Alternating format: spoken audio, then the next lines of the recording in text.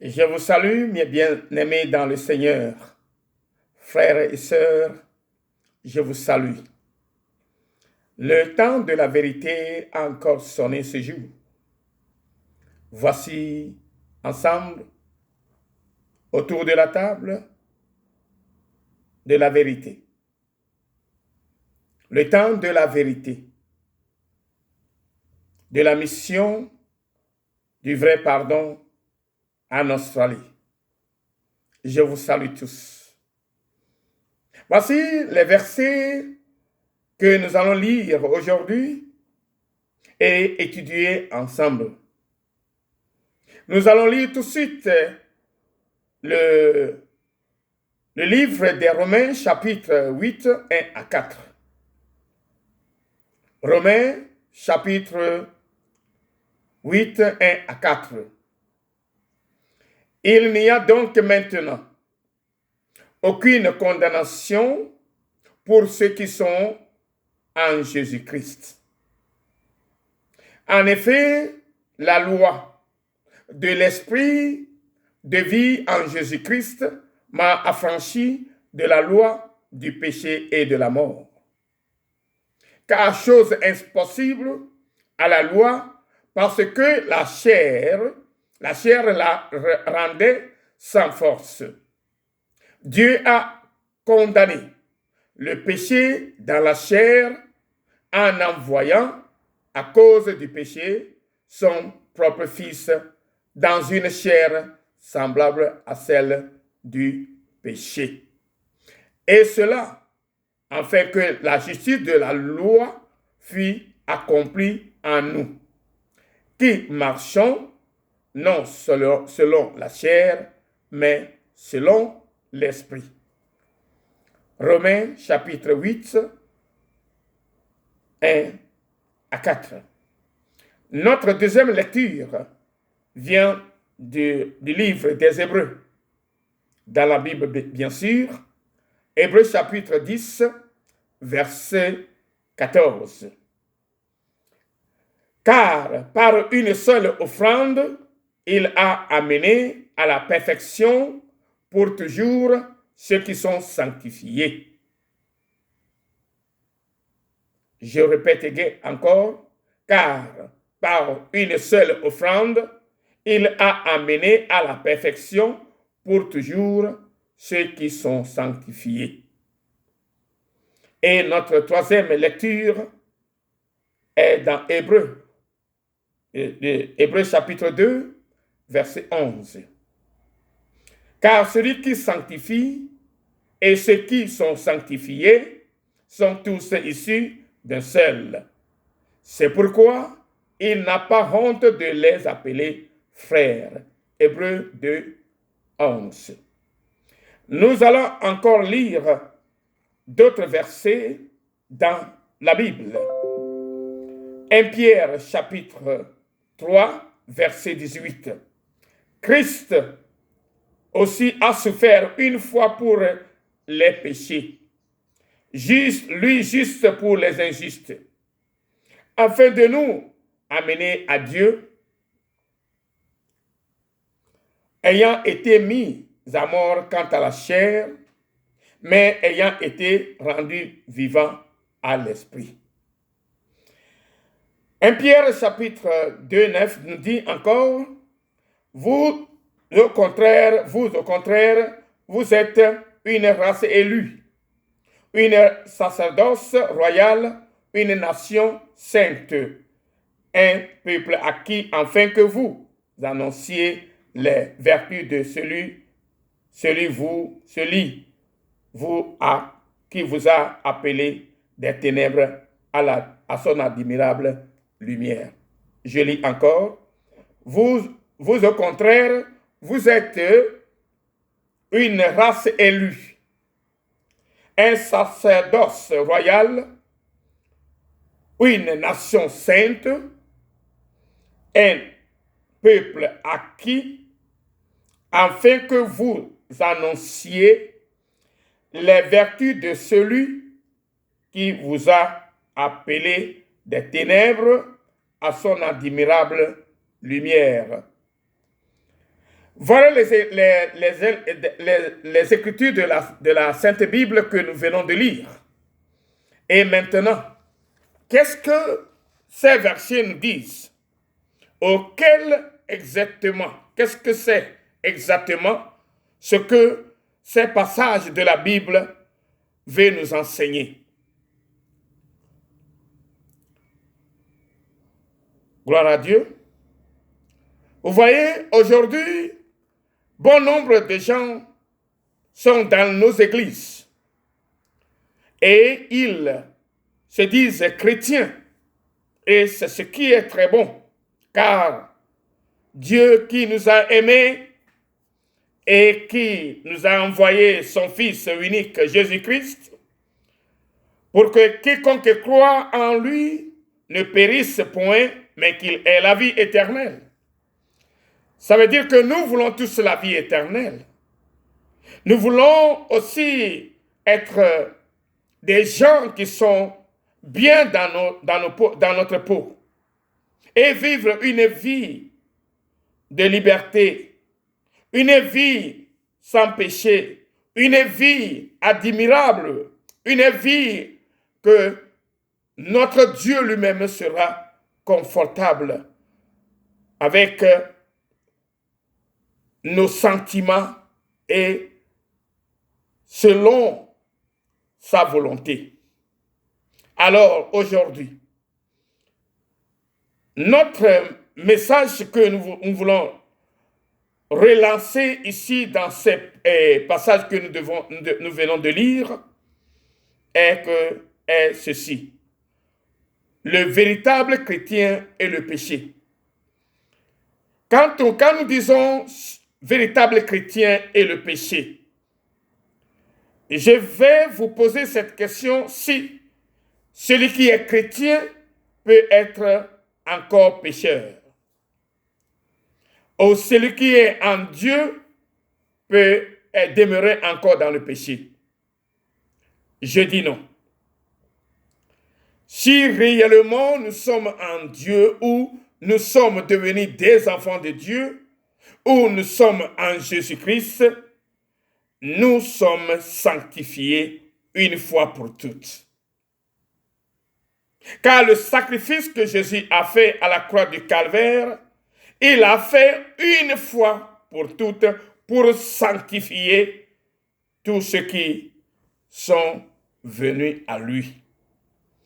C'est pour cela que la parole de Dieu dit dans Hébreux chapitre 10, 14, car par une seule offrande, il a amené à la perfection. Le sacrifice que Jésus a fait à la croix du Calvaire, c'est pour nous amener à la perfection.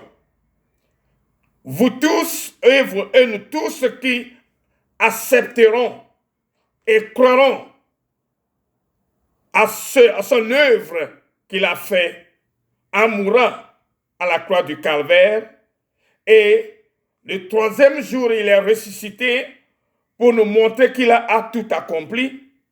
Si nous croyons sincèrement du fond de notre cœur et que nous donnons notre vie de retour à Dieu, car c'est lui que notre vie appartient, et nous devons la redonner encore pour que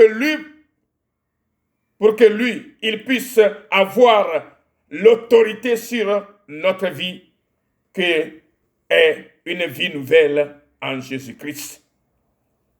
Et si réellement nous sommes en Jésus-Christ, comme la parole de Dieu le dit dans Romains chapitre 8, 1, qu'il n'y a donc plus aucune condamnation pour ceux qui sont en Jésus-Christ. Qui sont en Jésus-Christ? Ce n'est pas ceux qui ont cru en Jésus-Christ, oui. Tous ceux qui sont en Jésus-Christ sont ceux-là qui ont cru à son œuvre qu'il a achevée depuis 2000 ans de cela. Et si réellement tu crois à cela, ça veut dire que tu te repens de tes péchés et tu redonnes ta vie entière à Dieu. Et c'est Dieu qui aura le pouvoir sur ta vie maintenant. Car Paul l'a dit, qu'il s'est crucifié avec Dieu. Et s'il vit maintenant, ce n'est plus lui qui vit, mais c'est Dieu qui vit en lui et il vit en lui, en Dieu. Et si réellement notre vie est cachée en Dieu, ça veut dire que nous n'avons plus de condamnation.